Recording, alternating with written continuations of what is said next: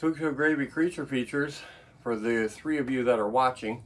Yeah, our channel the last couple months we're not been getting a lot of views. We're getting our subscribers are still slowly going up, but our views are not going up to match it. So people are subscribing to our channel and then not watching our show for some reason. Last night we watched Mummy and the Monkey. They did their 300th show, okay? And we sat there, they do it live. They do it live on Friday nights, and we sat there and they do what they call super chats, and people give them money. And on their second break that they went to, we sat there and it was like a 5-minute span. They made like $180 off of super chats. It's like cash apping on YouTube is what it is. And people actually, 1.8, that's not that much. We're talking in a 5-minute period on a 2-hour show. One person gave $100. Give them $100. Oh, well. No, and then they made, we're doing this for nothing, So I thought, wow, they're really have some show. What people give them money, for they're doing work. It's like, I get it. Yeah, but for the number of subscribers they don't have that many people watching. They have a less percentage watching than they have than thousands. They have I want to say 6,000 subscribers, probably even more. We have 531. Last night they had a big amount watching. They had a little over 300 watching live. That was a lot because it was their 300th and show. they only made 180 and one person did 100. We're talking in a 5-minute span. 5-minute span, okay? We can't get 180 people to watch us, okay? Anyway, today's show is Unknown World, 1951. Oh, it's one of our favorite movies. Basically, the premise is there's a scientist that is concerned about nuclear war and what would happen to society, and they do the same basic thing. They drill into the earth to see if you could possibly live underground and all the havoc that ensues by doing this, okay? So yeah, that's what this is about. And to sum it up, Patty has just got home from work. She had to work today at the other cemetery. Today's Mother's Day weekend, so they make her work with other people. They stand outside and they hold up signs that said, "Can you give us money? We're hungry," and all that stuff. So isn't that what you do? No, we give a flower to the mothers that come through, and they're given the rules and regulations, a park map, and a survey. Survey. What does the survey say? Whether they Ask suck or not. who you're coming to see. Is there anything we can do for you, or do you have any complaints? And you said there wasn't a lot of people even at the big cemetery, huh? Okay. Did anybody complain? There were just a couple. Compared to last year, it was nothing. Last year, every survey came back with, it was always the roads. Is that your cemetery or the other one? Yeah. It was always the roads need work. Yes. I remember that. They have a hole in the cemetery, because there's actually 2 cemeteries. They're right across the street from each other. The one is basically filled up. So, but they had such a big hole in the road. They filled it with gravel. It took 4 dump trucks full of gravel to fill that hole. Wouldn't it just have been smarter to put cement? Hole. That's a crater. Exactly. They called it the pool. Jeez. Okay. Wouldn't it just have been smarter to fill it with cement? Blacktop. Yeah, blacktop, but it would cost too much to do that. It'll all be out within a couple of months. So that's where I was at. So she has to go tomorrow for Mother's Day to her cemetery, and we're going to be with her. We're going to be with her. I mean, you should video while you're there. Yeah, because I'm not sure what we'd be videotaping. So I'll be spending Mother's Day with my mom in the cemetery, like we all dream of doing. And where will my kid be? At work. And I'll probably get to cook for him later. And I decided to wear my Captain Spaulding shirt today because when Patty was at the cemetery over there, she actually got to eat lunch and got fried chicken from the fried chicken and gasoline place. Do you know how long it's been Captain since Spaulding. I've had fried chicken? So she ate It from was Captain actually Spaulding. good. Yeah, and it was from Captain Spaulding's place, and it was You darn. ate the it was chicken. darn You tasty. didn't eat the skin, did you? No. Did you throw it away?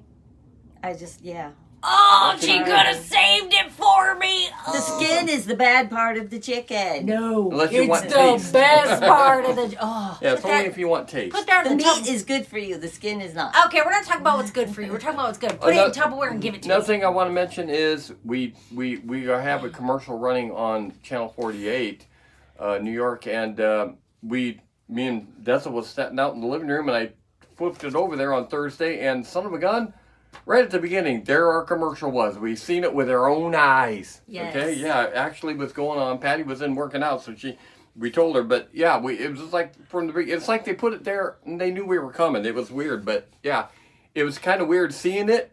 But it's like I was too busy watching him because he was like. I couldn't believe I the was like, timing. what's The happening? timing was incredible. I mean, we were right on the money.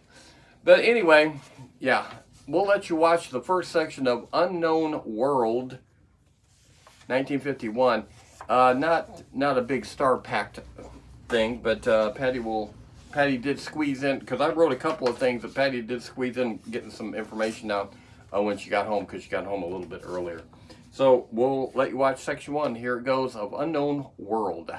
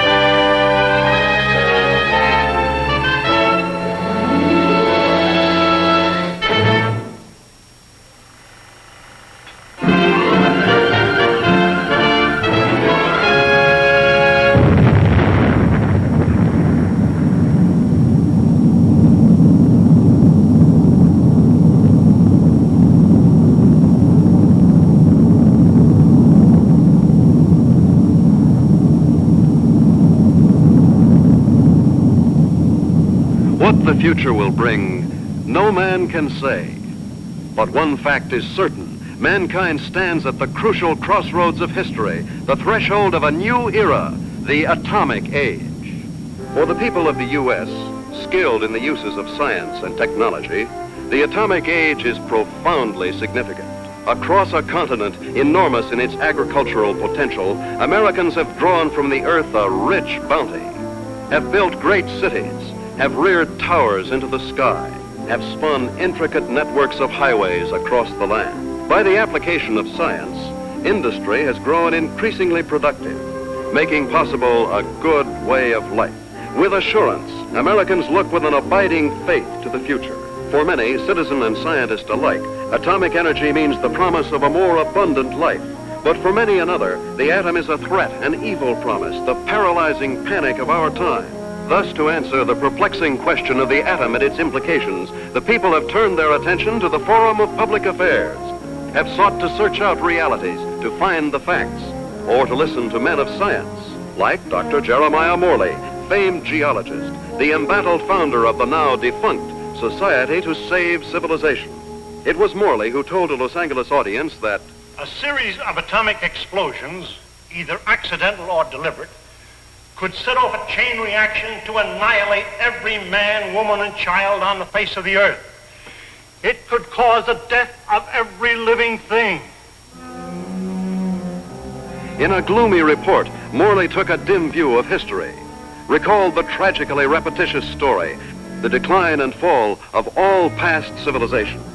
Said Morley, modern civilization could, by the phenomenon of atomic fission, be brought to dust and ashes. For example, if an A-bomb were detonated at the Empire State Building, the area of total destruction would cover an area of 2 miles. Now, since the A-bomb is already obsolete, consider the area of total destruction of an H-bomb. And science has promised us bombs 1,000 times more powerful, poisoning with radioactivity all the air and water of this earth. This could mean not only the end of our own civilization, but the very possibility of any future civilization. What are we going to do about it? I'll tell you what I am going to do about it. I have a plan to preserve human life on this planet. I hope you will join with me in carrying it out.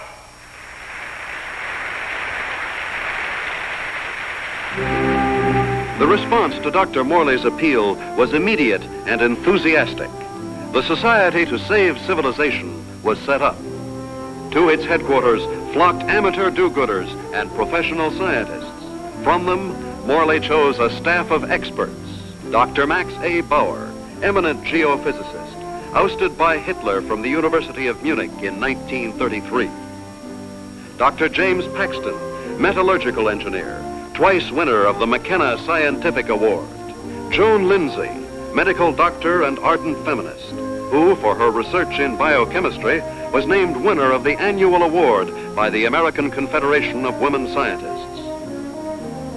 Dr. George Coleman, authority on soil conservation. And Andrew Ostengard, sandhog, explosives expert, Marine veteran of World War II. It was this team, qualified each in his own way, that helped set in motion Morley's audacious project, a daringly planned program, which he took 3 months later to the board of directors of the Carlyle Foundation. And so my colleagues and I believe that humanity can escape annihilation, can find a temporary haven, a promise of hope that, come what may, life can be sustained deep within the earth itself. Far below the surface, we shall seek a natural, a geological shelter. We have a team ready for the effort. All we lack are funds. Can we get them from your foundation? Dr. Morley, I believe it would expedite matters if I were to ask the questions. We're laymen, you know. First of all, isn't the inside of the earth solid? The interior of the earth is made up of vast caverns and air pockets, joined by natural avenues leading from the surface. Natural avenues? Funnels and fissures. Such a fissure lies within the world's largest extinct volcano at Mount Nelly. That is where we intend to start our journey. Well, these funnels, how far down do they go? Hundreds of miles, perhaps thousands, to the very core of the earth. But isn't the inside of the earth, the very core, a molten, fiery mass? To the contrary. The latest body of theory holds that the inside of a sphere, such as the earth, is cooler than the temperature at its surface. And how would you traverse these thousands of miles? Dr. Coleman, the perspective drawings, please. This is a cyclotron. A what? It's an amphibious conveyance based on the principles of an ovoidal bathysphere. A what? Like a submarine, with the mobility of a tractor. Its head contains a burrowing device, and its walls can withstand extremes of temperature and pressure. But even with the cyclotram or the bathysphere or the whatnot, how do you know you'll be successful in finding this underground haven? We don't know, but we must try. There is no other alternative, no other course, no other hope of keeping the spark of life alive. And the cost?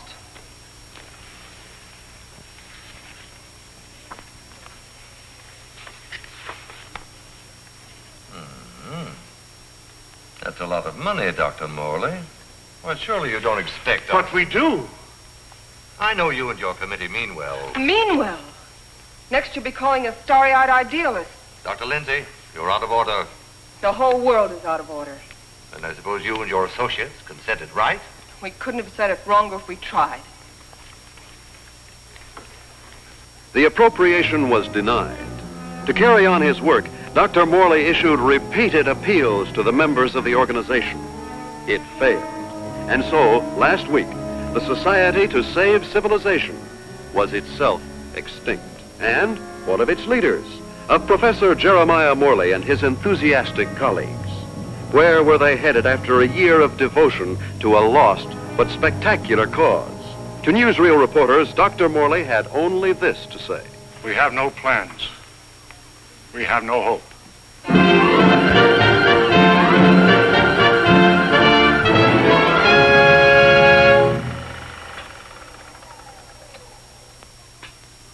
Better stand by, Frank. We may want to run that again.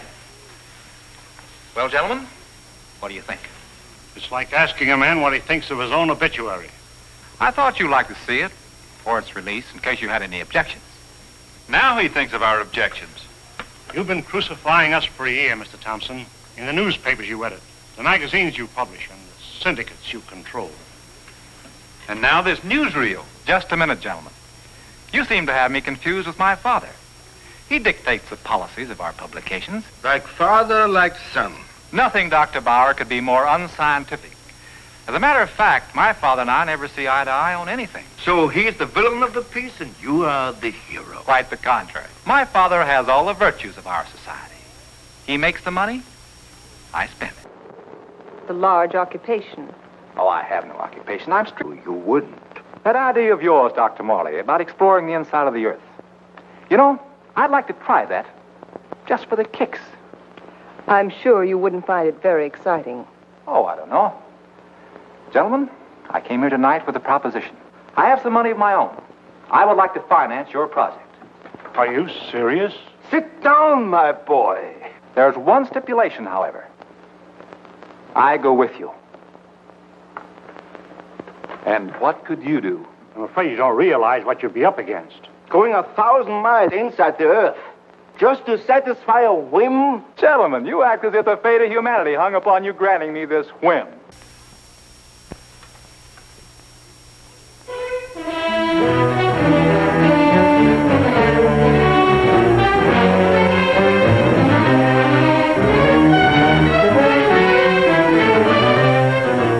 Plans for the expedition are being completed ahead of schedule. And Morley is pleased with our progress. The cyclotram nears completion. Adequate nutrition in concentrated form has been perfected. And for an auxiliary water supply, the Sloan H2O condenser will be used. By the study of our laboratory animals in a new environment, we expect to gather important scientific data. At last, the cyclotram is ready to be loaded aboard the SS Aurora.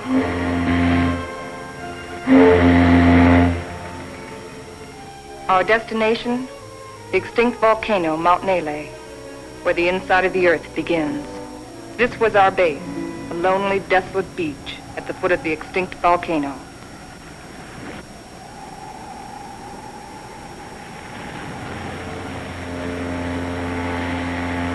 Well, let's go.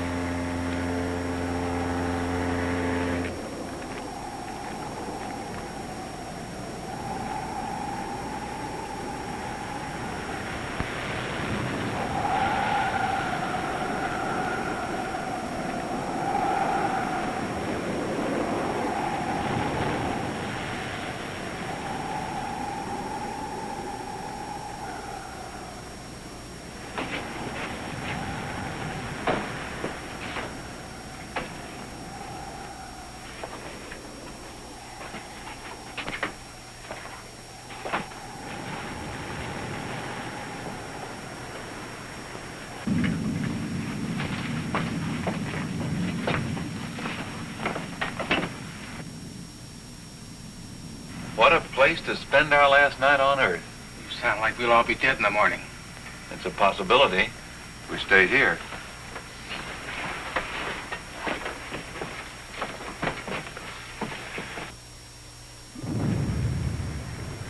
Andy, take the controls. Follow the ridge line. Keep out of the ravines. Descend at an angle of not more than 33 degrees.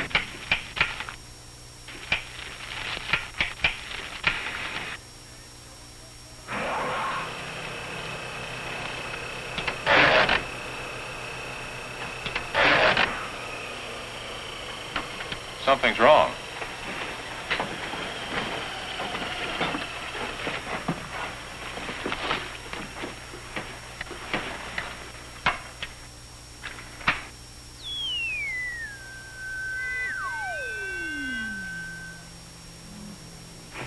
Now try it.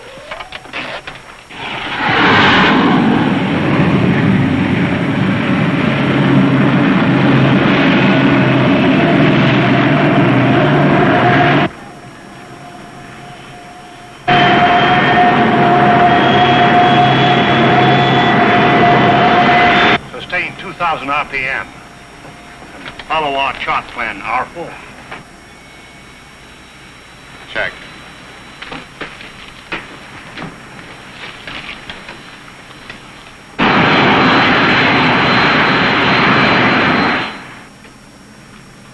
What's our elevation now? Approaching 6,300 feet. Angle of ascent, 19 degrees. Speed constant, 2,100 RPM.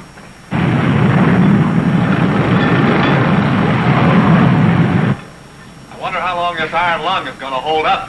You can still beg out. Ah, you can't get rid of me so easily. Give me a reading on the forward rotational unit. We're up to 9,000, climbing at 24 mph. Angle 31 degrees. At that rate, we'll make the summit in 4 hours.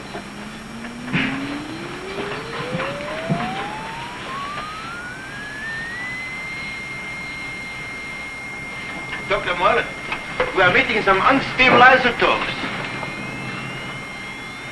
Increase the lateral unit to 12,000. Say, this is getting rough.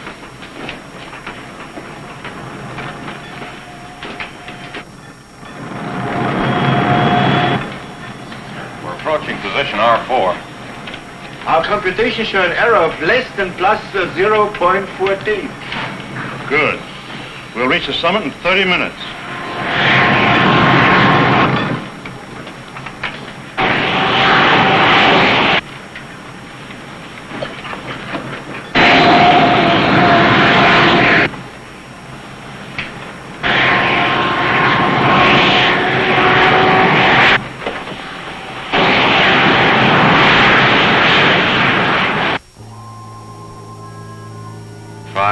And 27 minutes. Excellent. 33 minutes ahead of our estimated schedule. We'll make a final check of our position before we enter the crater.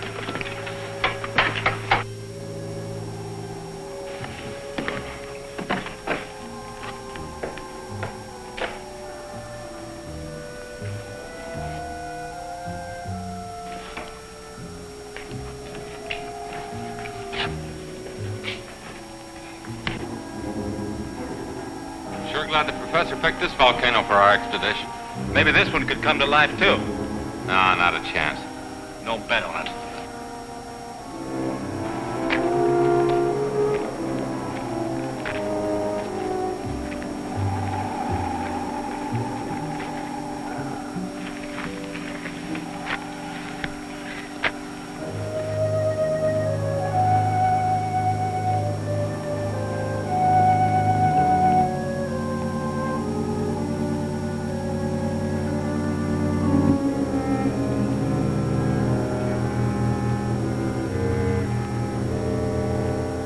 Concerned. There's no reason for us to wait till dawn. We'll proceed into the crater now.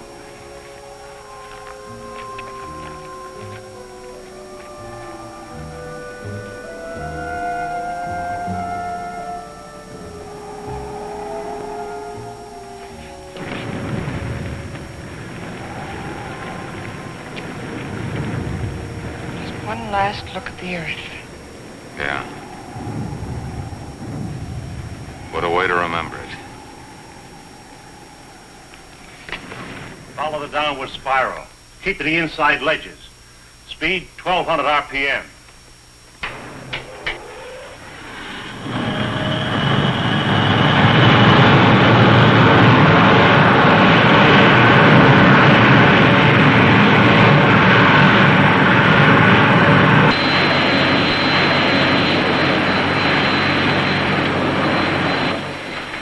Brother, it's really black out there.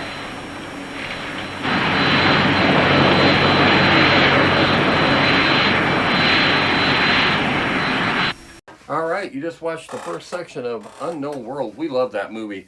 It's one of our favorites. I don't know how many times we've seen it, but anyway, Patty did get the cast facts done, and I don't know how much I've got filled overlapping stuff. I will mention that a lot of it was filmed in Carlsbad Caverns, one of our favorite places to go. And a lot you of said that so fast. Carlsbad Caverns. What is that? A bunch of caves that you go to. I was going to say, what did you Because they're underground. Remember, they got to make it look like, yeah. And other cave systems. There was 2 other cave systems they mentioned. And it was also on, they filmed it on Pismo Beach. And we all know Pismo Beach from what? Bugs Bunny. He always mentions going to Pismo Beach. Never heard. Okay. So, yeah. But we've been in caves before. We went in the big cave system in Kentucky once, me and her. I had a bat coming after me. Because of that hair? I think it... Because I had hairspray at the time. I think it actually flew out of her hair and it just wanted to be back in, back where it likes to live. So, anyway, go ahead and tell us your cast facts.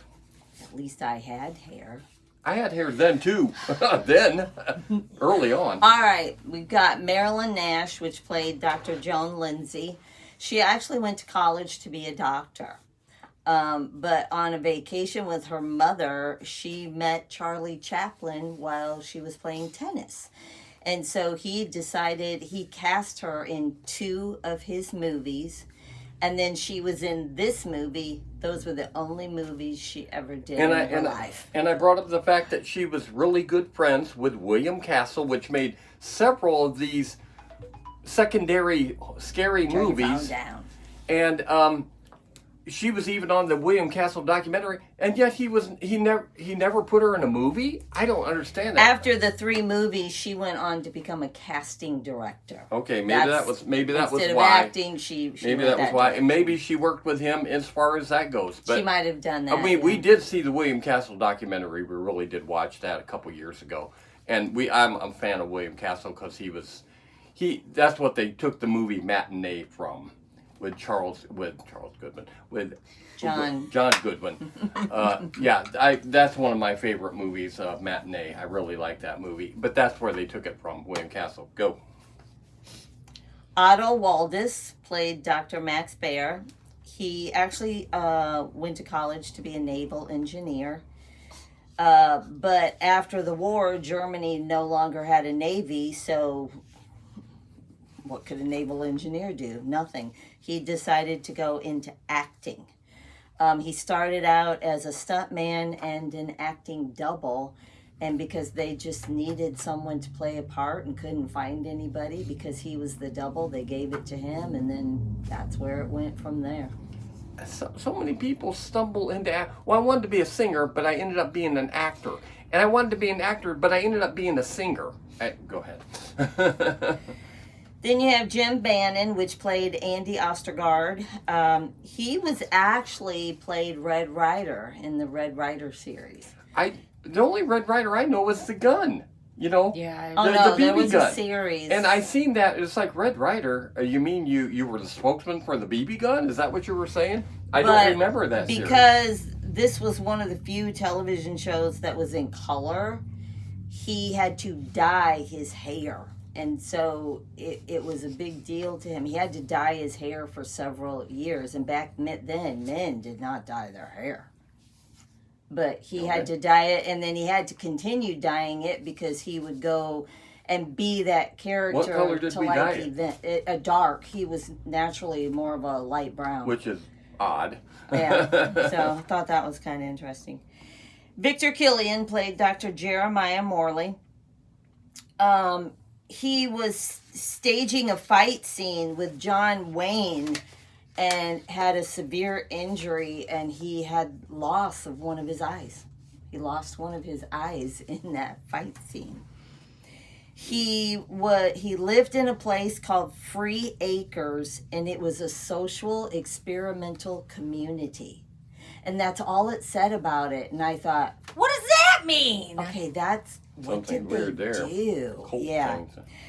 He's actually known for playing Grandpa Larkin on Mary Hartman, Mary Hartman. I love Grandpa Larkin. If you look at his picture from that show, you'll know exactly Mary who he is. Hartman was a PBS program several years ago. But it became and huge. It was also on the same era that Fernwood Tonight was on, which was Martin Mull's starting thing, and it was PBS, and it was terrible. It was absolutely terrible. They were both terrible. But it got a huge following. But what you failed to mention was that guy that she just talked about was the lead scientist that wanted this nuclear thing to go underground. He was uncredited in this movie. They didn't even put him in the credits, and he was the guy that got the whole. It's kind of weird. It's like, why didn't you mention him? Didn't want to type something in or something? I don't know. Kind of weird. But anyway, throw that on the ground, and we'll let you watch section 2 of Unknown World.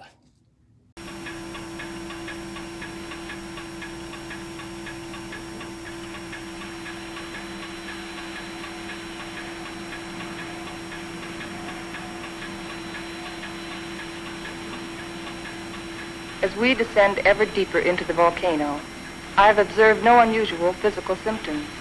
Paxton seems withdrawn, irritable, but with such an annoyance as Wright Thompson present, the condition may not be considered abnormal. The descending ledges are getting awfully narrow. We must be at position R18. Yes, we are. Cut the switches.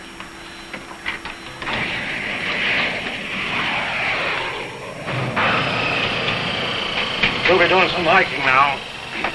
Better have some breakfast.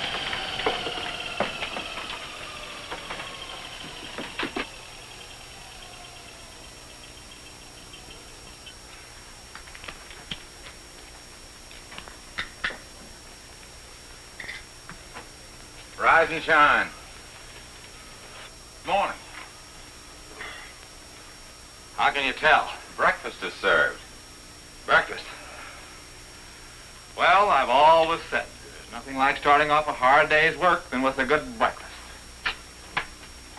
Hey, Doc? How would you know? You don't like my kind of guy, do you? Not very much. But I'll make an exception of you. You I don't like a lot. Coleman, take the controls. We'll scout the way on foot for you. Follow on down along the widest leg.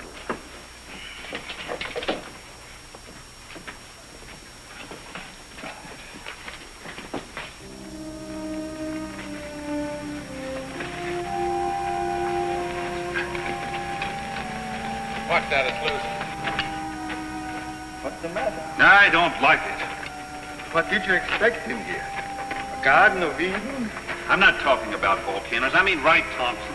He doesn't belong here. None of us belongs here. We're doing what has to be done. He doesn't feel that responsibility. He's just a useless piece of excess baggage, a selfish thrill seeker. But without him, there'd be no expedition. Pardon me.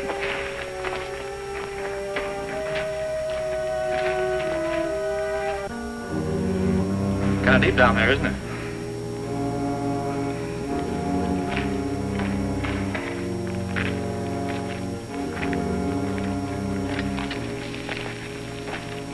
Nice friendly bunch, those scientists. Oh, what's your trouble? Oh, nothing, but don't they ever talk? Not unless they got something to say. That's the way it is with smart people. Maybe they're not so smart. Maybe they don't know what they're doing down here. Listen, Buster, each one of them has taught us more colleges than you've flunked out. So what are you doing down here among all those brains? I managed to make myself useful. It might be well if you did the same thing. Doing what? This.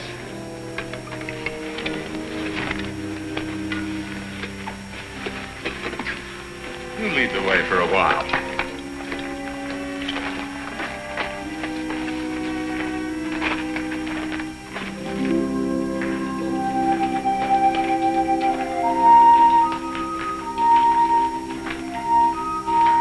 We've hit bottom. Rock bottom. Hello, Coleman. Coleman, come in. Go ahead. We've reached the end of the channel. Establish our position. Our depth below mean sea level, 2.6 miles.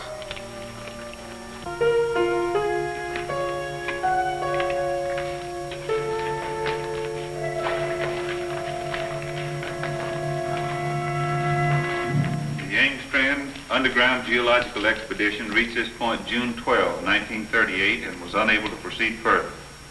Why anyone who follows us should want to go further, we do not know, but we assume that they have good reason for doing so.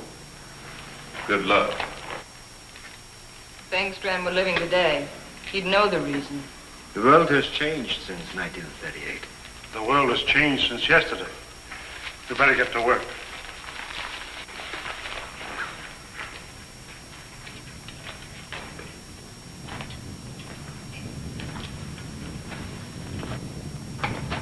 Look! That's pressure from the other volcano. We'll have to work this side.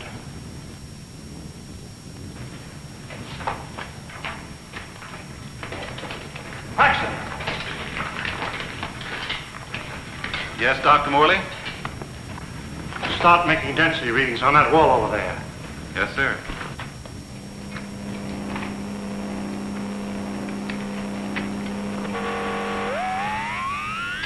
This is it, the point of least resistance. Okay, Andy. I'm ready. We'll all go back to the cyclotram.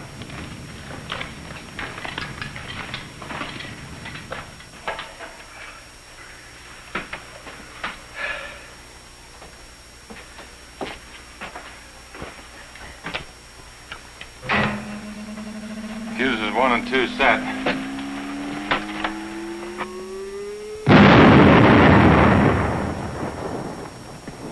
I wonder what we'll be running into. There's only one way to find out.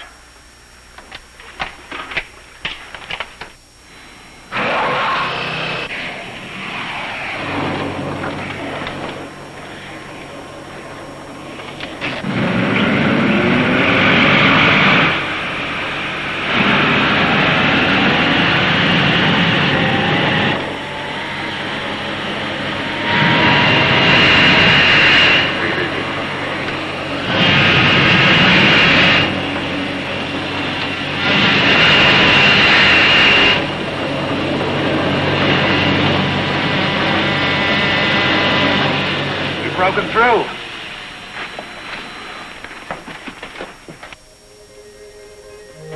Looks like a tunnel.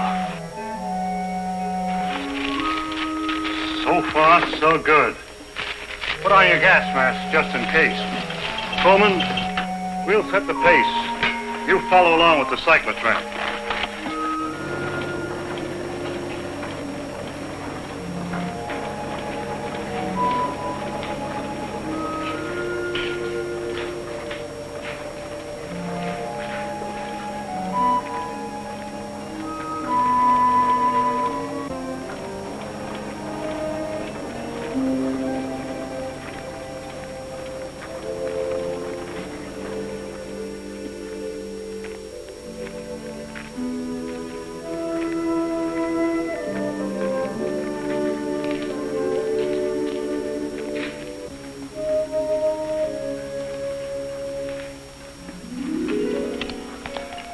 The air is fresh and clear. You can take your masks off. Pressure seems normal.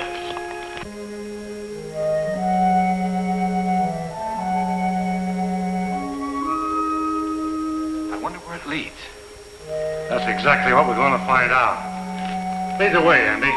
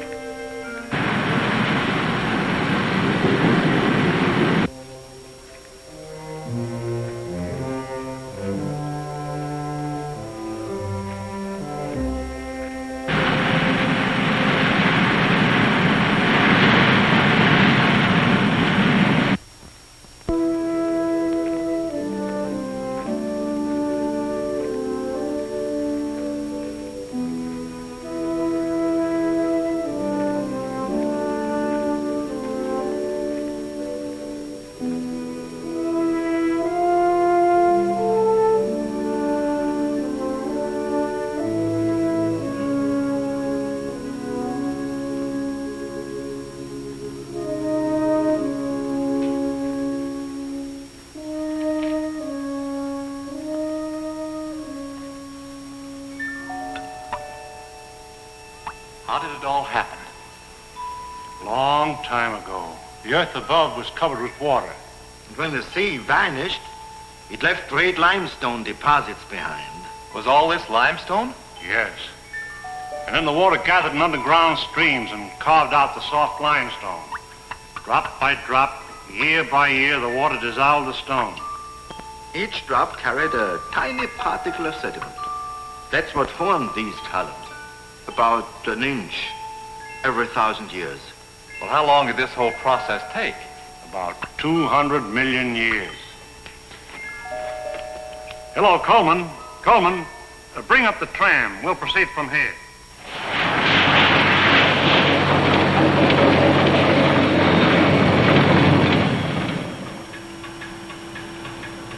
We're down 100 miles. You better pull up.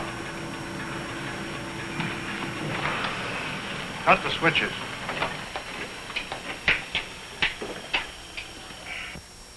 It's funny. When we first got here, I felt a sort of exaltation. Now I feel depressed. I don't know why. The oxygen content is adequate. I know. But I too feel suffocated. Maybe it's the unreality of this place. You know, once when I was working in the Holland Tunnel, I got cut off from my crew for 10 hours. I felt this way then.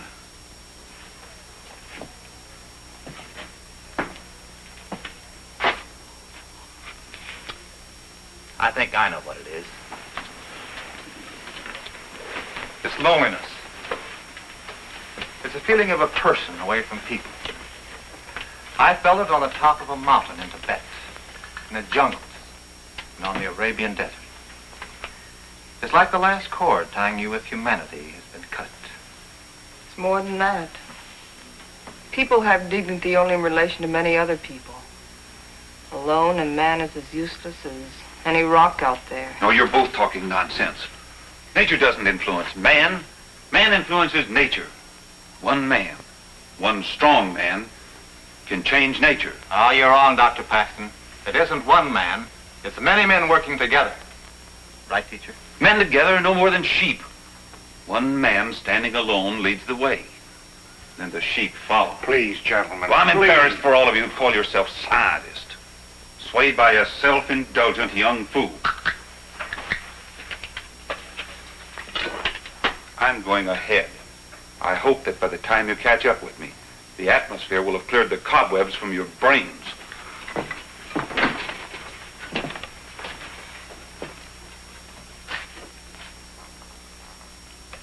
I'd better go with him. It isn't safe for a man to be alone down here. Ah, he's all right. He's the leader type. I'll go with them anyway. There wouldn't be leaders if there weren't sheep like me to be led.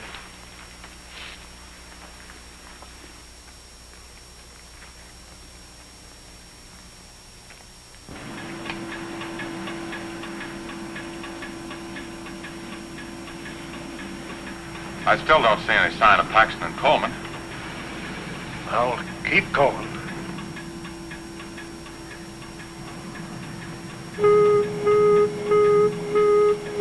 Gas! Gas! Paxton and Coleman. They forgot their gas mask.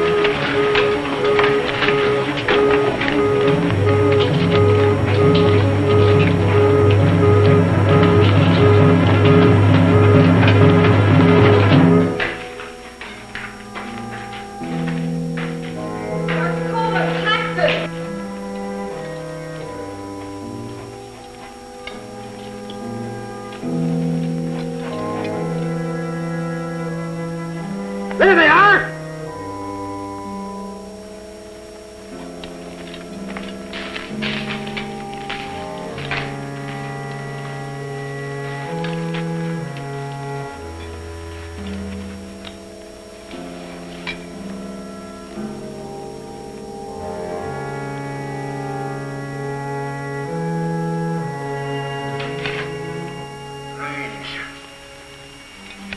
Digging a grave 110 miles under the earth.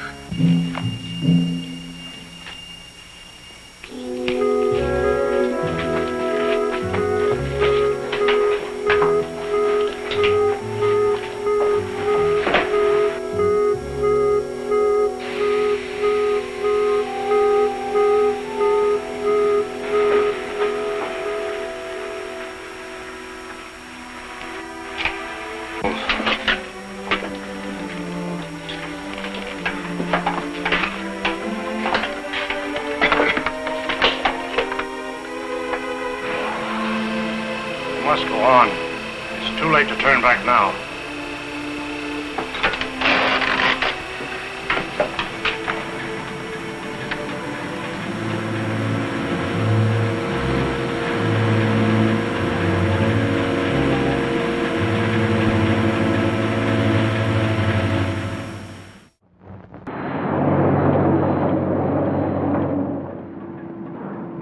No.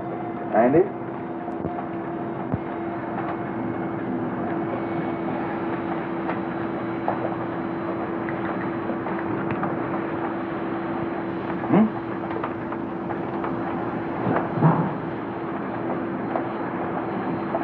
You know, right now I'd give $1,000 for a good hamburger. And another 1,000 for onions on it.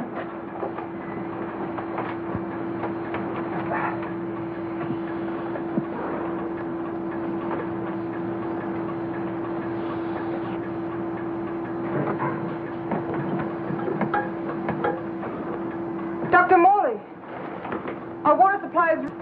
Cut the switches.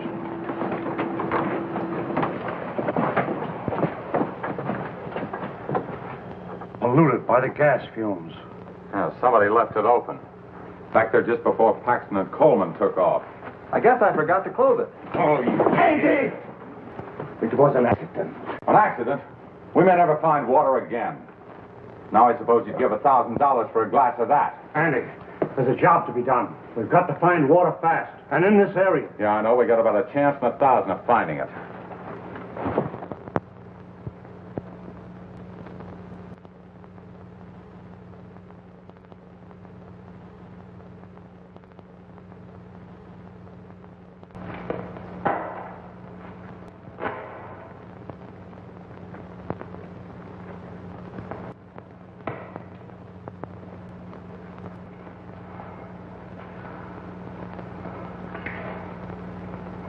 Look, there's Andy.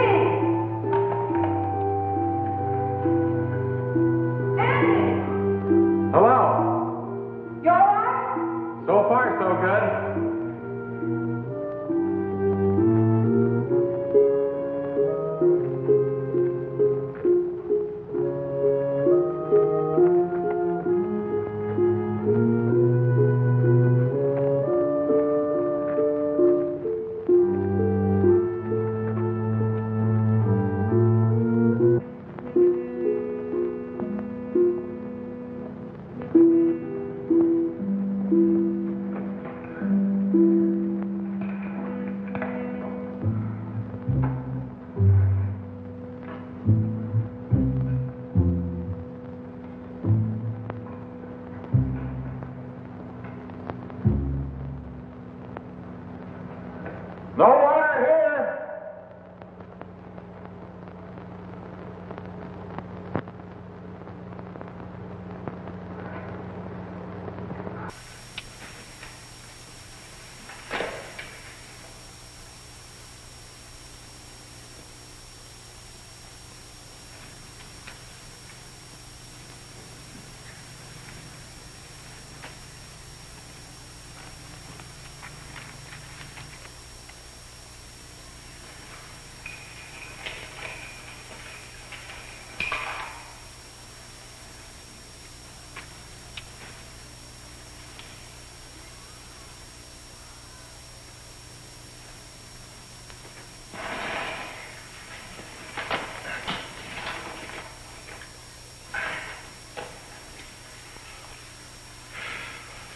Thing like this is enough to drive a man stir crazy. It's no use. 240 miles inside the earth. Yeah, and no water.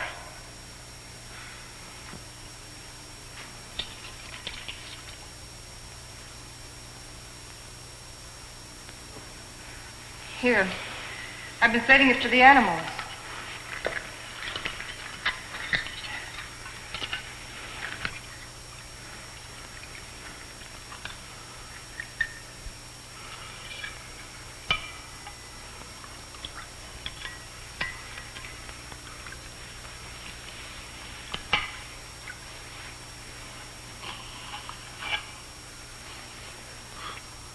Go ahead. Enjoy yourself. It doesn't cost a cent.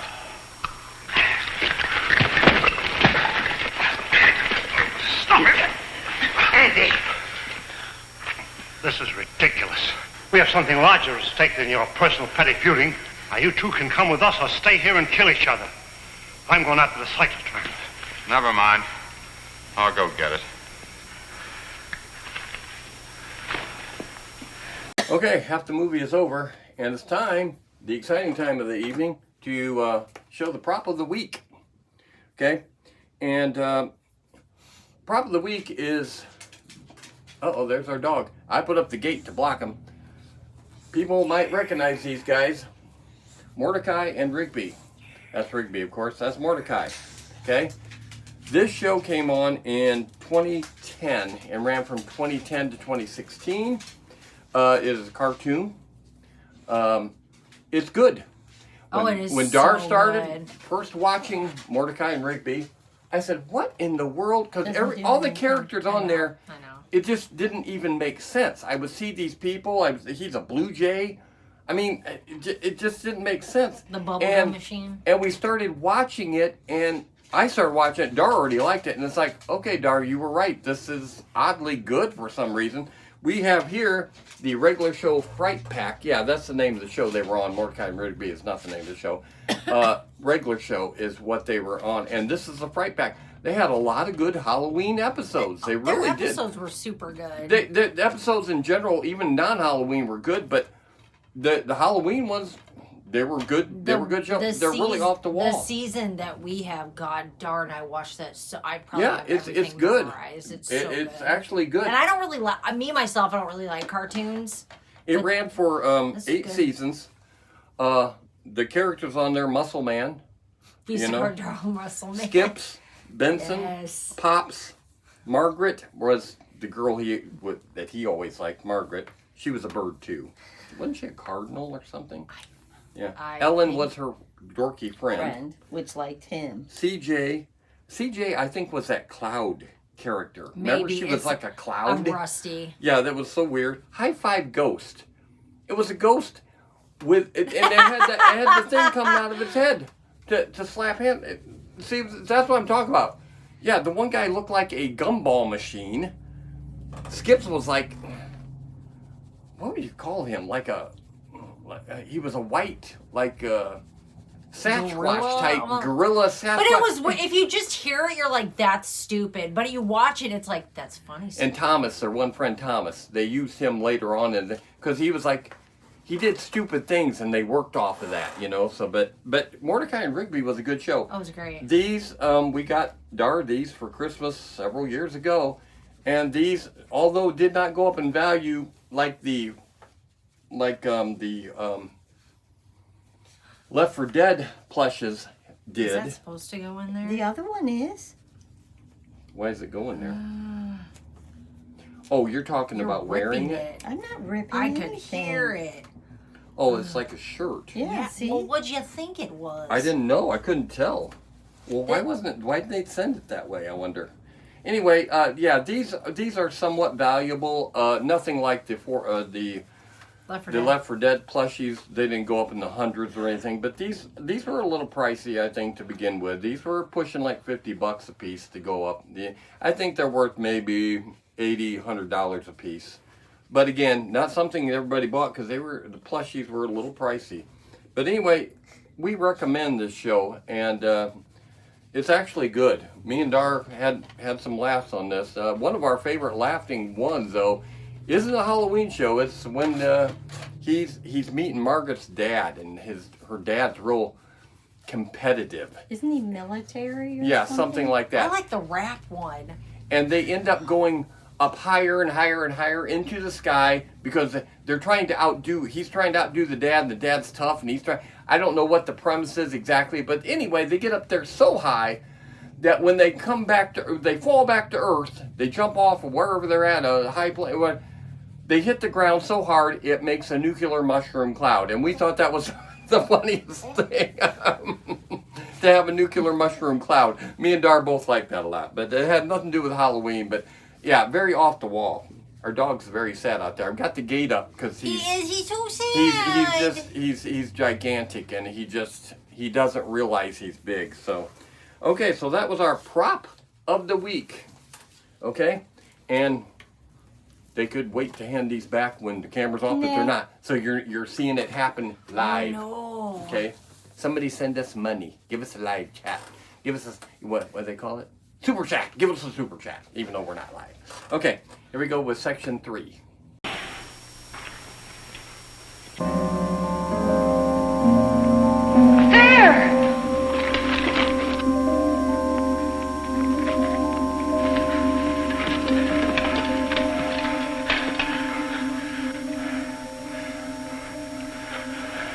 Oil. Listen. Sounds like running water. But where is it coming from? It's behind that wall.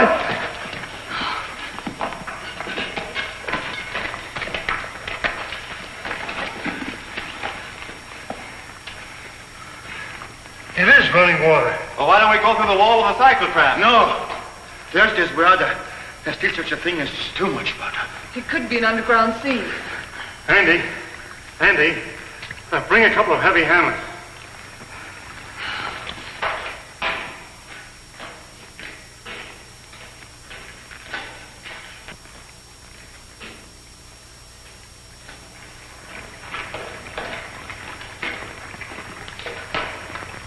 What's up, Professor? We think there's water behind that wall. Try breaking it in. Sure.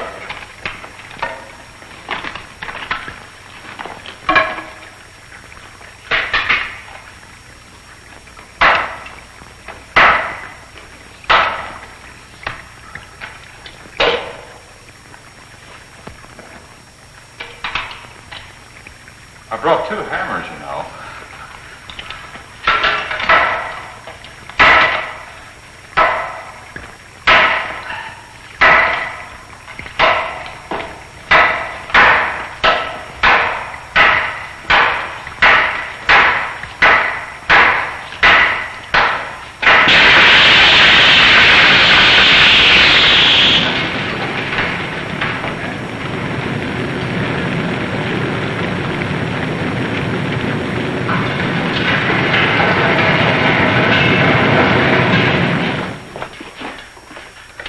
Come in here. Let's take care of that arm.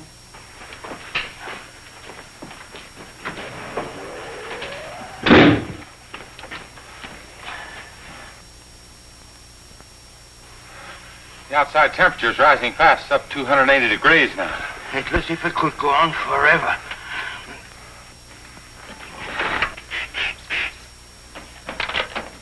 Hold it out there.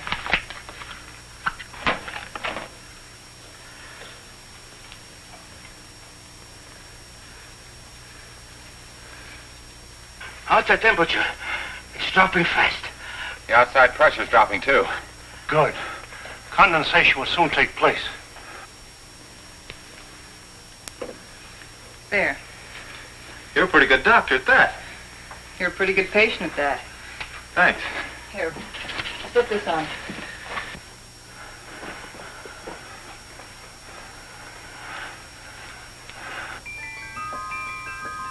It's water.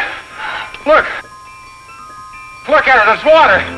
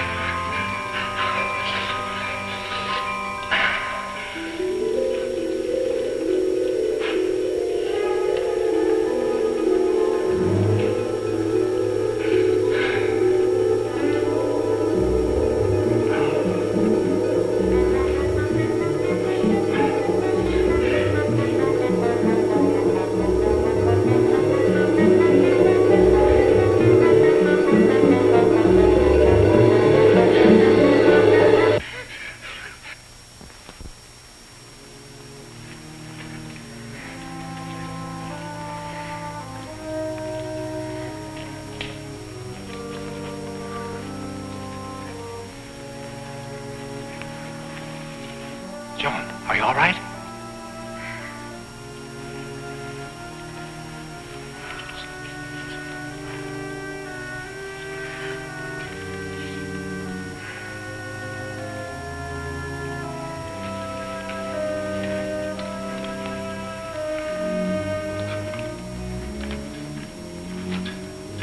Well, what shall we do now? All right, I'll say it. I'll say what's on all of our minds. Don't try to read our minds, Thompson. Just speak for yourself. Then I say, let's go back. And I say go on. But look at Joan. We've gotten nowhere. Deeper and deeper into nowhere. We've failed. Would our failure be any less if we turned back now? Our chances of living would be greater. If we go on, we're dead. As dead as Paxton and Coleman. That's a chance we have to take. The stakes are high, higher than our lives. They involve the life and death of all mankind. That's a great speech, but I won't buy it. All right. Let's put it to a vote. Thompson? Go back. Andy? Go on. Bauer?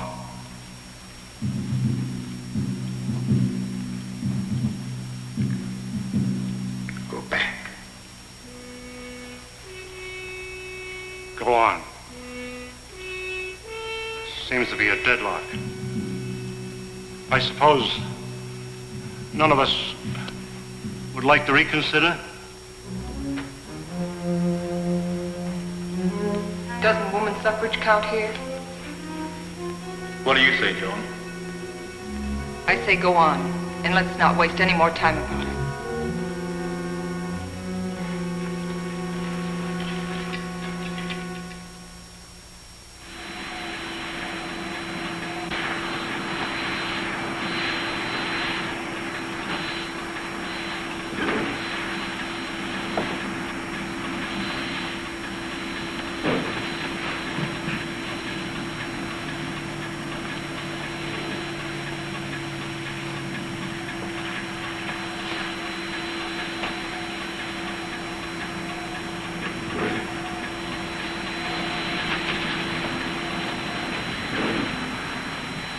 How are those burns coming along? Good as new.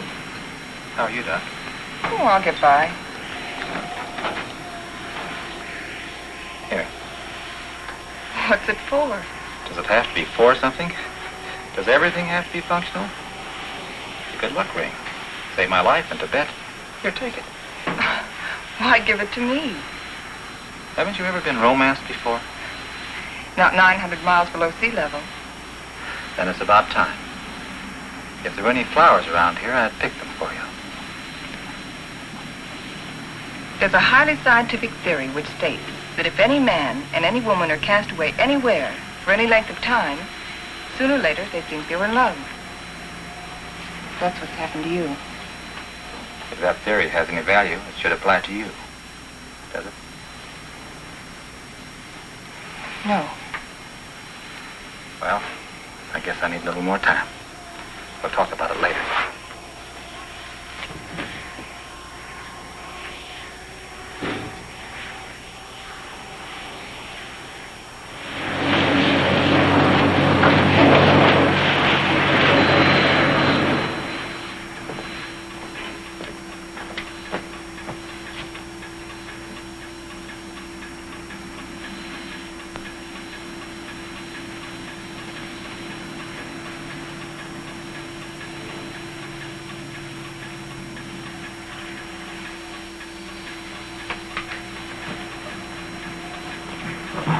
Say, how about pulling this jalopy level for a minute? Just long enough for us to get out of these straitjackets and stretch.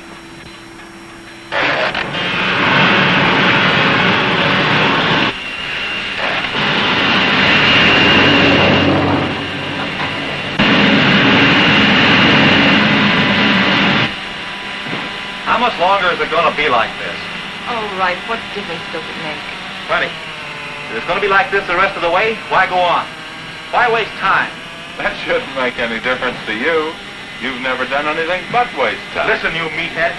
Just because you're a sand hog that likes to go groveling around in the ground. And you're a mountain goat with his head in the clouds. Stop it, both of you! I've had enough of this. What happened? I don't know. It's not water.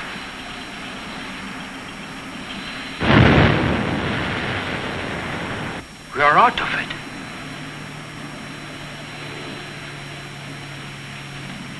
This might be what we're looking for. Let's make a landing and explore the area.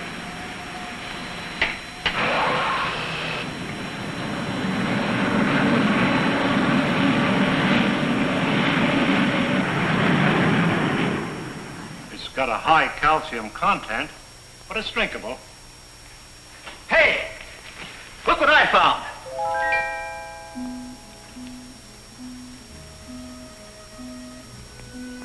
They're cave pearls.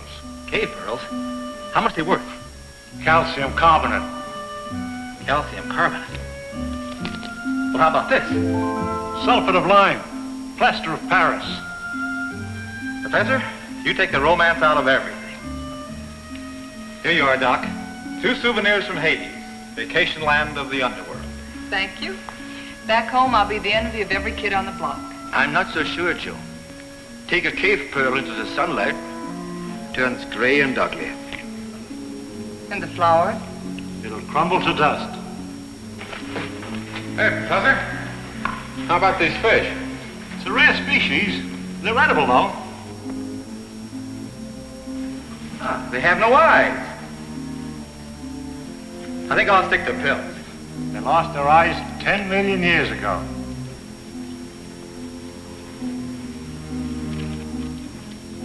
What kind of a place is this? Flowers that crumble to dust in your hands. Stones that look like pearls.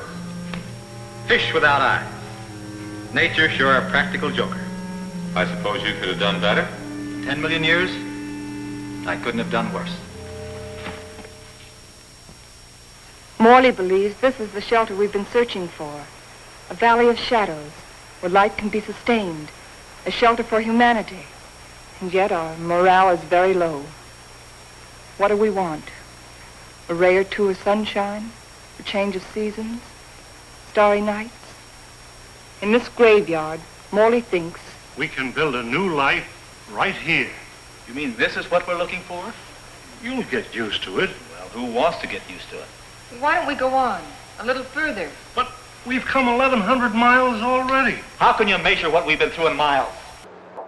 I say let's go back or go on. But this is no place. What is your wish? We've come so far, let's go on.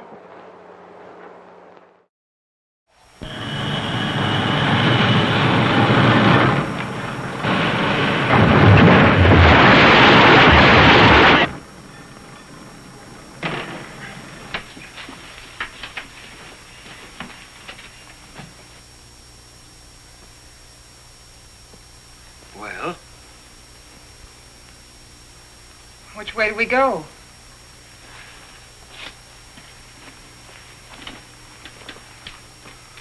I suppose we'll have to explore both channels. I'll take the right one. Right? You take the other. Why me?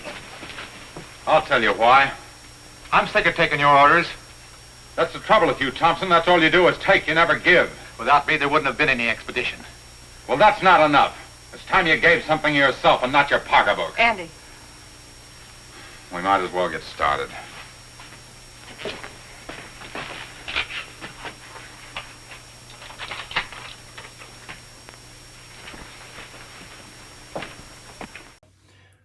Okay, movie of the week.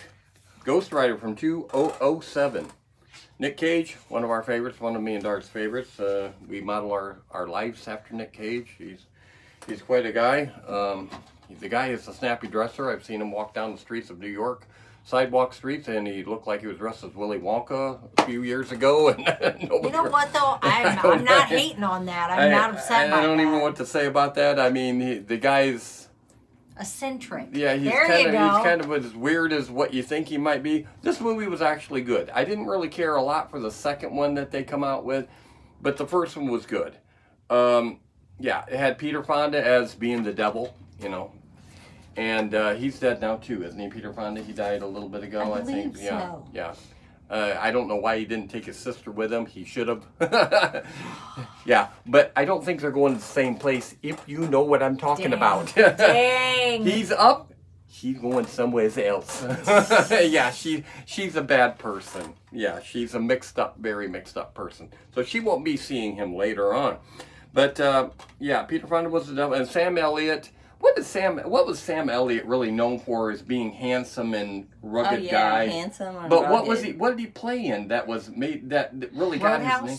He was in Roadhouse. Was he in Roadhouse? See, I didn't watch. He was Roadhouse. like a lot of stuff. He was just BA. Yeah, and you know he's older in this, but he's like the former Ghost Rider. Yeah, like and back he in was the on Western a horse. days. Yeah, he was on a horse, Ghost but he Rider. could go fast like the horse. The horse could like superpower fast if he needed to. But he was like the previous Ghost Rider, and he was like helping Nick Cage, and what's her name? Eva Mendes. Oh yeah, she is. I don't usually like dark-haired girls, but for some reason I like her. I don't know what it is. Who's she with? Ryan Gosling. Oh yes, he's gay, by the way. He is not gay. He was with. Don't they have like 3 kids? Yeah. He was with Margot Robbie, and he didn't even know it. If you know what I'm saying.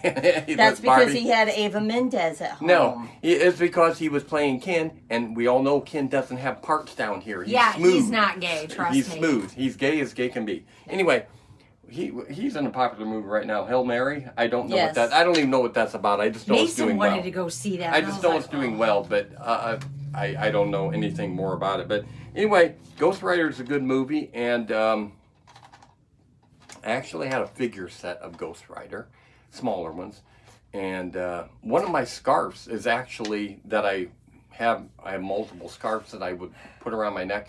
It's actually a Ghost Rider scarf that came with that figure set, and it says Ghost Rider on it. It's black with the like burning writing on it, but it's Ghost Rider scarf that I got from the figure set. And yeah, you have one of those? I bet you don't. Most men don't have scarves. Anyway, this is a bonus disc, and it has other things on it about the special effects and on the set with Ghost Rider and stuff like that. But yeah, CG, you know, he had to, you know, when his head's on fire and it's a skeleton head, and you know, you gotta, you know, I think one of my favorite scenes was when he was put in jail with all those tough guys, and they wanted his jacket, and he was telling everybody to get back. He did, and they were gonna rough him up. Well, of course, he ends up flattening out everybody, and there was a younger black boy, and he didn't flatten him out, and he looks at him and innocent like that, and he does that with the bars and walks out, and it scares the crap out of that boy, but he knew he wasn't a bad person, so he didn't, you know. That's what our dog does when he goes out when he goes out in the backyard. He doesn't mess with other animals because he's like but he is so mean. He is like Resident Evil Nemesis. They killed all the stars, but unless you're another dog. And anyway, I'm gonna have to cut that. I just had to cut out a section. I'm starting off right here saying I cut out a section because I think our dog is stinking up the room. Stinking up the room. I think. It's not me. I think. I don't know. I would tell you. I don't know. She would tell you. I would. But it's not pleasant, and yeah. So I don't smell anything. Here we go. I don't either. Here we go. I smell everything. Okay. So here we go. You just seen we're going into the last part of the movie. You've seen 1, 2, 3, and now here it is, the last part of Unknown Worlds, and it ends well. Everybody's okay. All right. Here we go.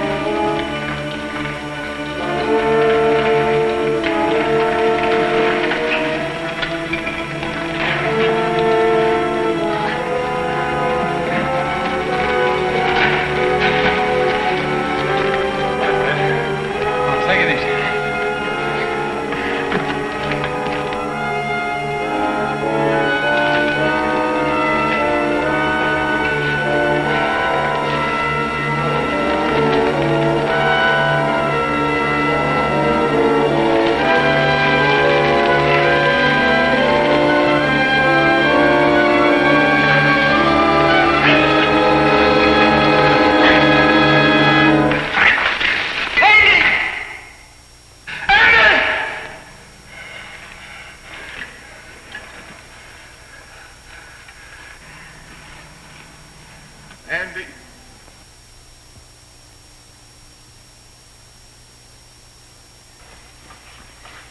You're supposed to be taking it easy. Try to get some rest. Listen to me, Wright. You've been like this for days. How long can you keep it up? He didn't like me any more than I liked him. Yet he saved my life. It doesn't help brooding over it. But he died saving my life. He did what he believed was right.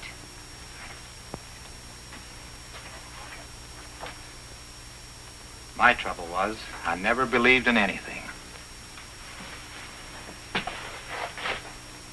You can start now.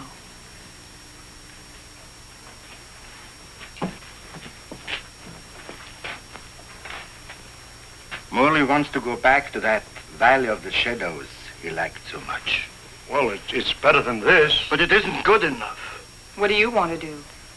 I too want to go back. But all the way back. Now that Andy's dead. Now that Andy is dead, we've got to go on. We've got to, until we find what we're after. If we fail, then we can talk about going back.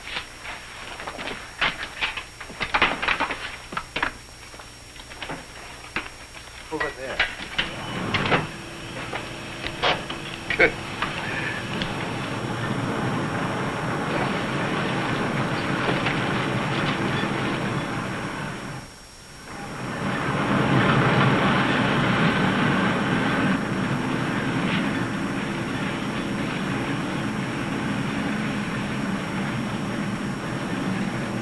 This must be a continuation of the other river. No, I think it's just a seepage from it. Listen. What's that?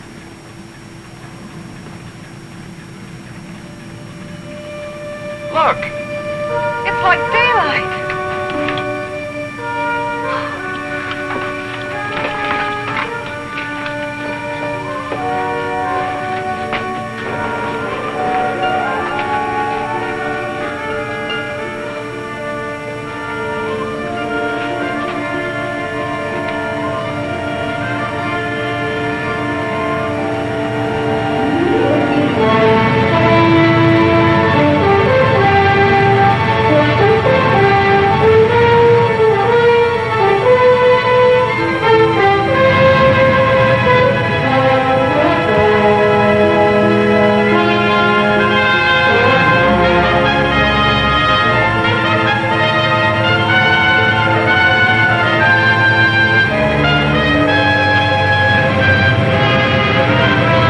Like a dream after a terrible nightmare.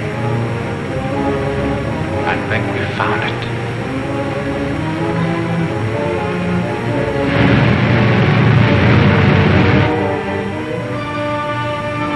Promised land.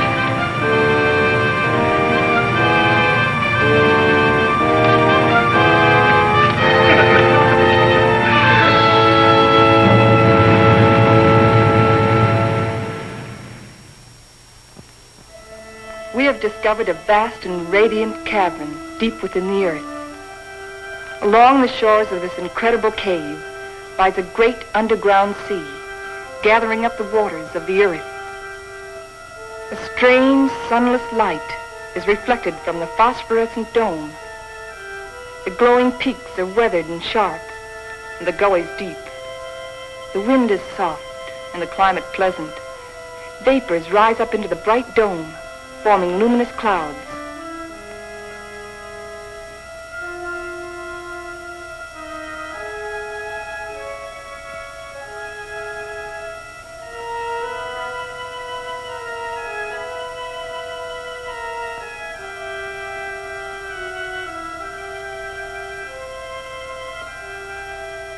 The area is rich in chemical resources. That means power and industry, according to Bauer. And Wright says a real estate boom is on.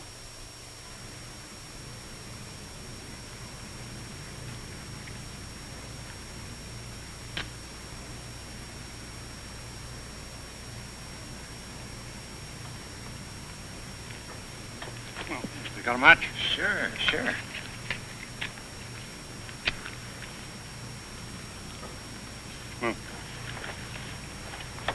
How you coming, Professor? Uh-huh. Still feeding those rabbits? They eat like pigs. Small wonder. They're expecting in a couple of weeks. All of the rabbits? No, silly. Just the lady rabbits. Tell me more. Here, make yourself useful. Get some more water. Explorations and surveys of the surrounding area continue. Morley and Thompson have set out toward the southeast to investigate the land and its potentialities.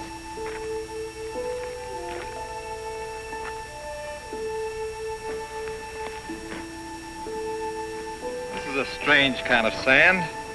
That's not sand, that's volcanic ash. The ash will make good fertilizer for our crops. Crops? Let's face facts, Morley. This is a desert. The very word means deserted by life. And you talk about crops. It can be irrigated. This country has everything. Water, soil, air, heat. Yeah, you're forgetting one thing, though. No sunlight. Science can adjust that. Crops can thrive without sunlight. Perhaps. But can we?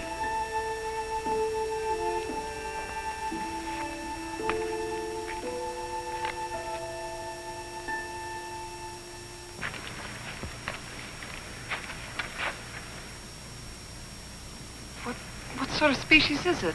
It's the fossil remains of a species of lungfish. He breathed by means of both lungs and gills. When he came out of the sea 400 million years ago, he was the ruler of the animal kingdom. With his lungs, he was a pioneer in a new way of life. How did they become extinct? Like some of us on Earth, they seem to hurry the process of extinction. Let's get out of here.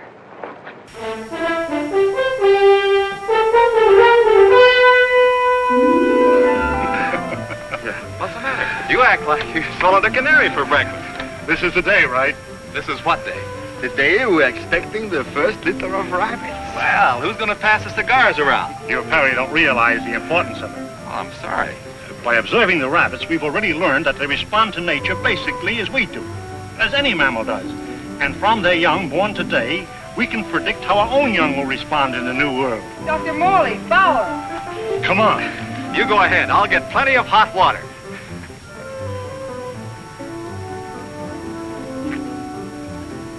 Well, how many boy rabbits and how many girl rabbits, huh?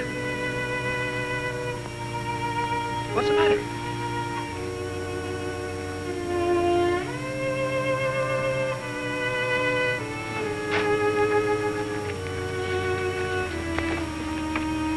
Joan, what's the matter? They're dead. They're all born dead.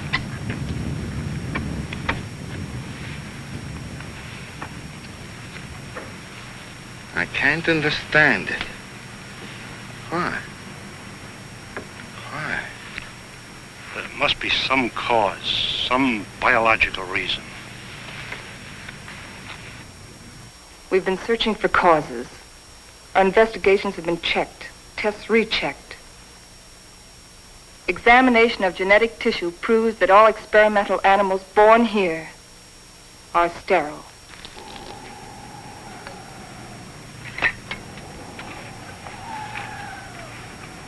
You know what this means? This new world. A haven for the dead. This is the end of the line. Now we know that the human race cannot reproduce itself in this underworld region. It appears our mission is a failure. Then we can't stay here. At least one generation could. And after that, what? The end of humanity. That I won't accept. Neither can you run away from facts.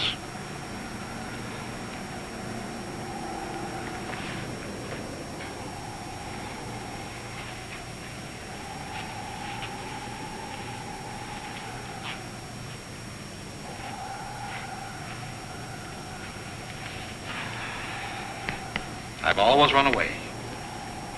Climbing mountains. Trying to prove something. I don't know what. I too ran away instead of fighting. And now I've run away again. And I was always afraid I couldn't compete in a man's world. I think I want to go back and try again. Go back to what? To a world bent on self-destruction? We can live the rest of our lives here in peace. Morley, you're wrong. This isn't peace. This is a resting place for the living dead. I don't believe it's the end of the world. I don't believe it's the end of mankind. You're young. You don't know. I've lived through the terrors of 2 great wars. I've had enough.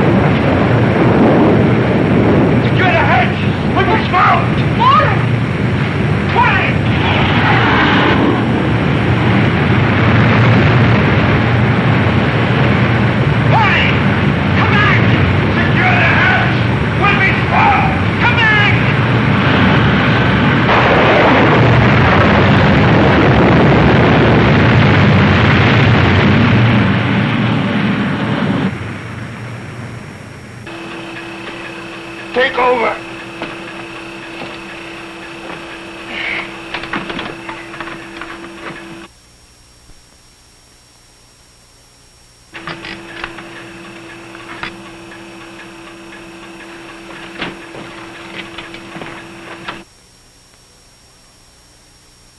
Something's wrong. Something's pulling us down.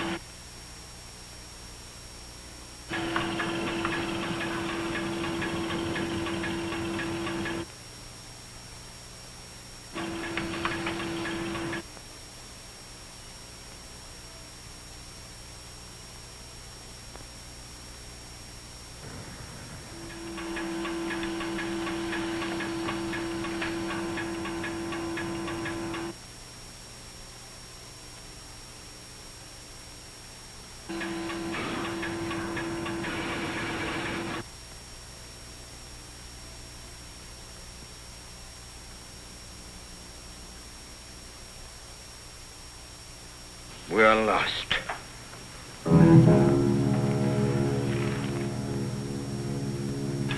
We're in a blind alley. Ever since we started, we've been in a blind alley.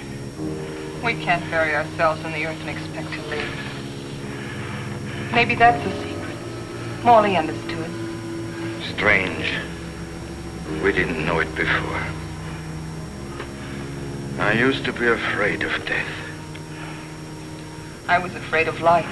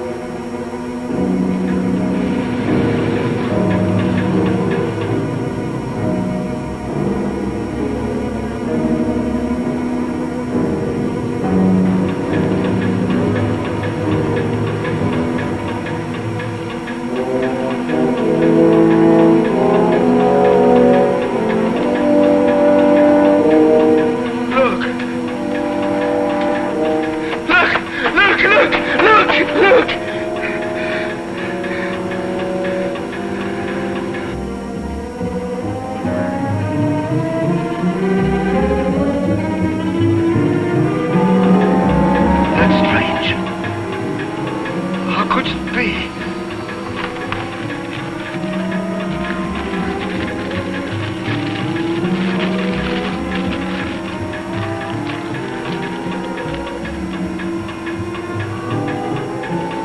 We're above the level of the underground sea.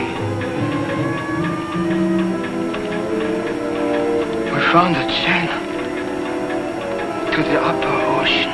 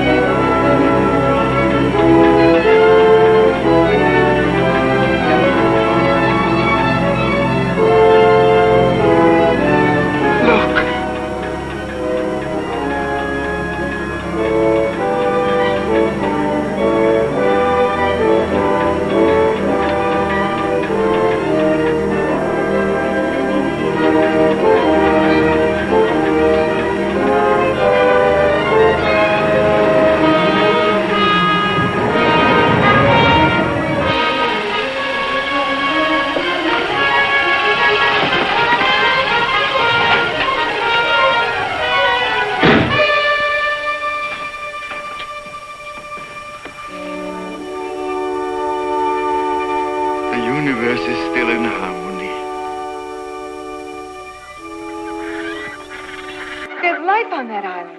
People. I feel like I'll live forever.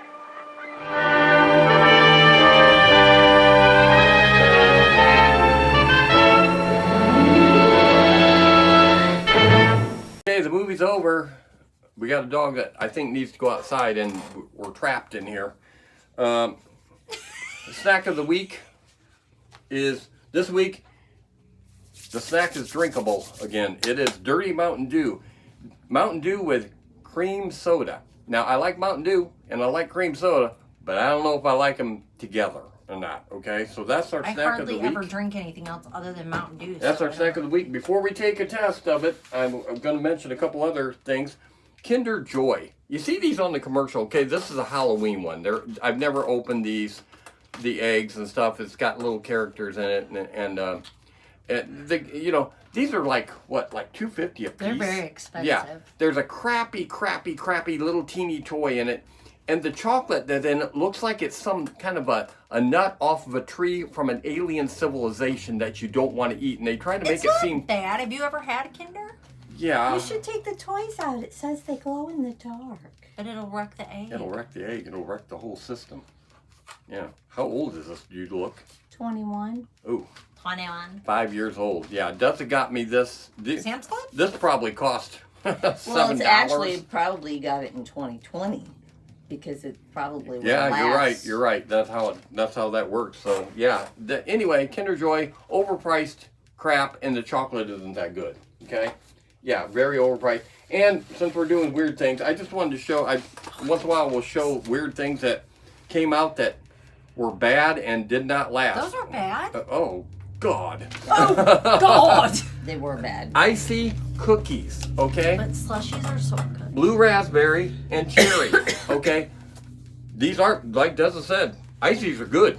Ices are good. Cherry and cookie form bad. They're but not my God. In the cream form. Rancid. The type where you bite it and you have to spit it out. Oh, it was bitter. It was terrible. It was terrible. Had to buy both packages. Had to keep them because they were so odd. Okay, and believe me, these did not stay on the shelves very long because these were terrible, terrible odd snacks.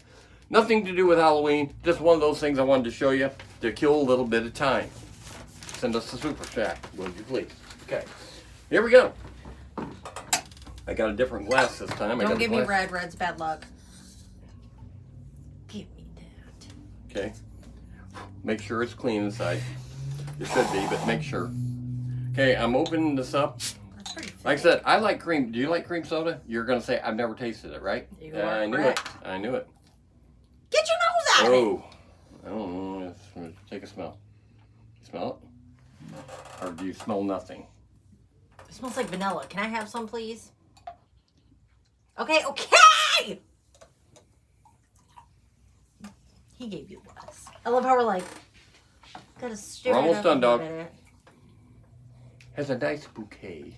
Ooh, that's harsh. That's just not good.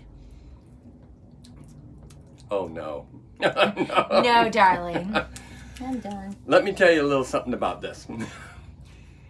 It doesn't taste like Mountain Dew, and it doesn't taste like cream soda. It leaves a bad aftertaste. It doesn't taste I'm like... gonna drink my regular Mountain Dew to get that out of my mouth. It doesn't taste like either product. And when you put the two together, no. No bueno. Yeah, this is going to be try it out, everybody. It is dirty. Oh, yeah. You know what, though? I bet Mason will drink it. Why are you still drinking it? And I know this is straight Mountain Dew, and I'm used to drinking Mountain Dew that's diet. But there is no hint of it. Did you taste Mountain Dew at all? I can't say, and I'm a professional, so.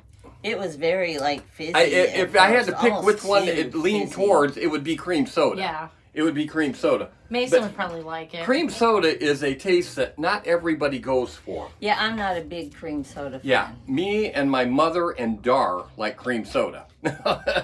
Yeah, it always come in like in the big bottles, but it always had a light blue label and light blue cap, and you always knew that was cream soda. But my mom always liked cream soda.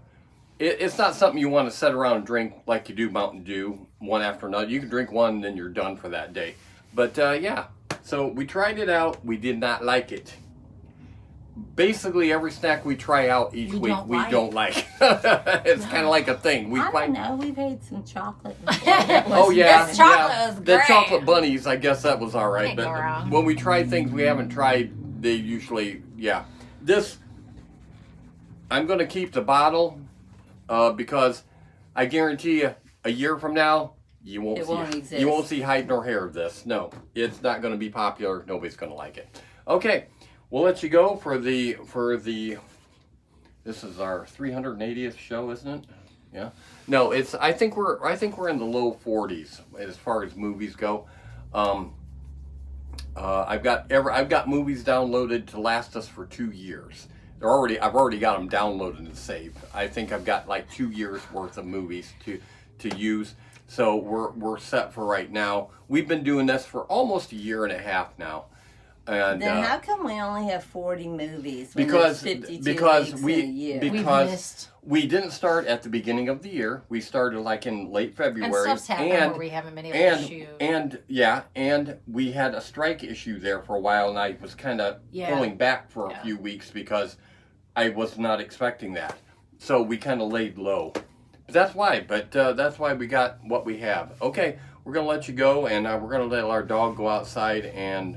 Yeah, hopefully he'll be okay. So that was Unknown Worlds World. And next week I'll give you a little preview. See this right here? Next week we're going to be doing the movie Killers from Outer Space.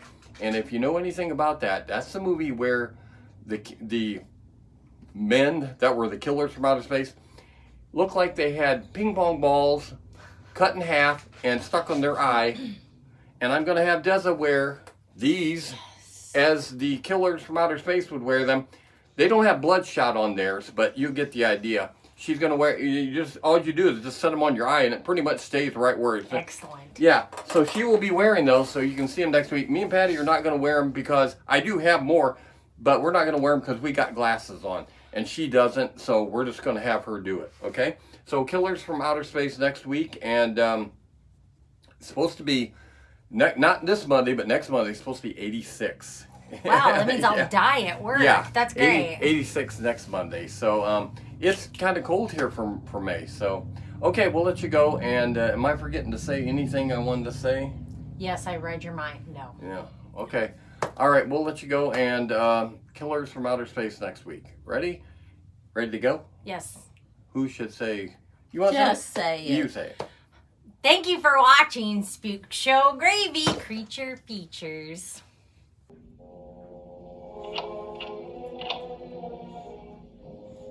This time we didn't forget the gravy.